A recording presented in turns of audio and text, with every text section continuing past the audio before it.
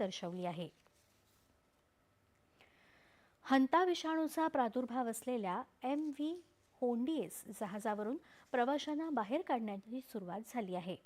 जहाजामधल्या स्पेनच्या नागरिकांना विलगीकरणात ठेवण्यात येणार असल्याचं संबंधितांनी सांगितलं. अमेरिका, इंग्लंड आणि नेदरलँडमधल्या प्रवाशांसाठी संबंधित देश विमानं पाठवणार आहेत. स्पेनच्या कॅनरी बेटावर 5 जणांना लहान बोटीतून बंदराकडे नेण्यात येत असल्याचं समजतं. जागतिक आरोग्य संघटनेचे तज्ज्ञ या ठिकाणी स्पॅनिश आरोग्य मंत्रालयासमवेत काम करत आहेत. हंता विषाणू हा कोविड-19च्या विषाणूसारखा नसल्याचं जागतिक आरोग्य संघटनेचे महासंचालक डॉक्टर टेड्रोस घेब्रेयेसस यांनी स्पष्ट केलं आहे. स्पेनमधील ग्रॅनाडिला दे अबोना बंदर इथं आयोजित पत्रकार परिषदेत ते बोलत होते.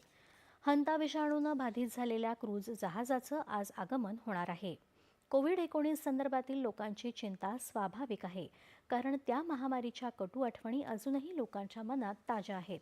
मात्र हंता विषाणूबाबत घाबरण्याचं कोणतंही कारण नसल्याचं त्यांनी यावेळी सांगितलं. सध्या आरोग्य यंत्रणा परिस्थितीवर बारकाईनं लक्ष ठेवून असून कोणत्याही मोठ्या धोक्याची शक्यता नसल्याचं त्यांनी अधोरेखित केलं. जगभरात आज जागतिक ल्युपस